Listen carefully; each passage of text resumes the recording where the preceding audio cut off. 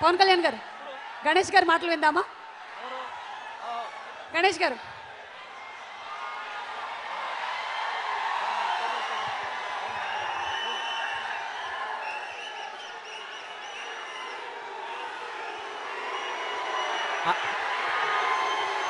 అందరికీ నమస్కారం. మీ అందరి ముందు ఒక మాట చెప్పాలి.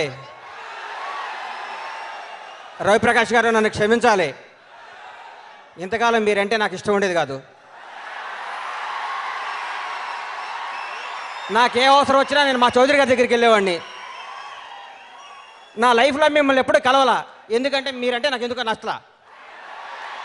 ఇవాళ చెప్తున్నాను, జీవితాంతం మిమ్మల్ని ఇష్టపడతా. మీ నిజాయితీ నచ్చింది.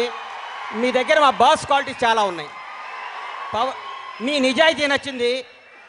మీలో అణువణువున మా దేవుడు క్వాలిటీస్ ఉన్నాయి. కాబట్టి సభాముఖంగా మిమ్మల్ని క్షమాపణ కోరుకుంటున్నా.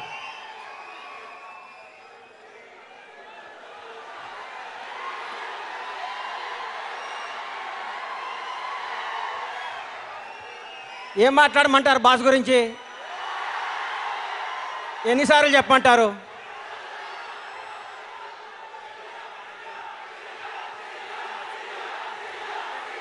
ఒక 5 నిమిషాలు మీరు ఆగాలి, నా మాట్లాడాలి. దయచేసి నా మాట్లాడాలి ప్లీజ్ ప్లీజ్.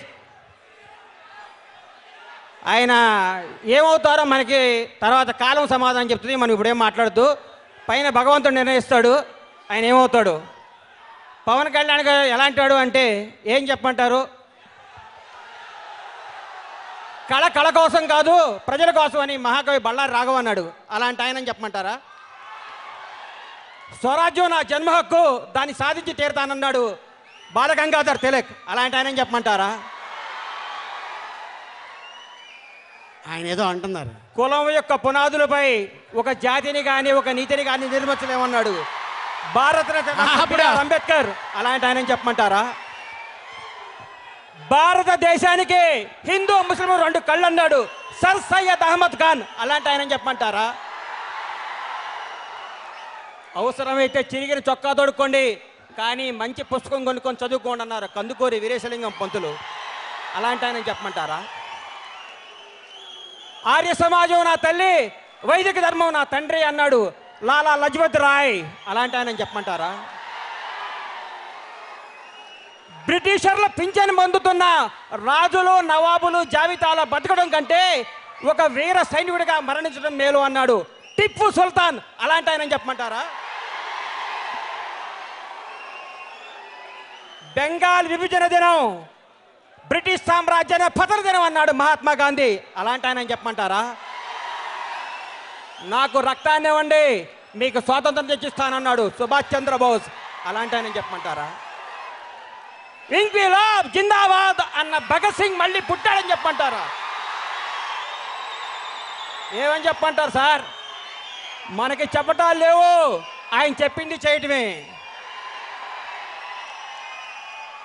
నాకు ఈరోజు ఎంత ఆనందంగా ఉందంటే, రవిప్రకాష్ గారు కళ్ళుల్లో కళ్ళు పెట్టి మాట్లాడుతుంటే ఈయనేంట్రా జనాన్ని టార్చర్ పెడతాడు అనుకునేవాడు, ఈయనేంట్రా అనుకునేవాడిని. ఆయన హీరో గారి గురించి మాట్లాడుతుంటే నా బెడ్ బాయిల్ అయిపోయింది,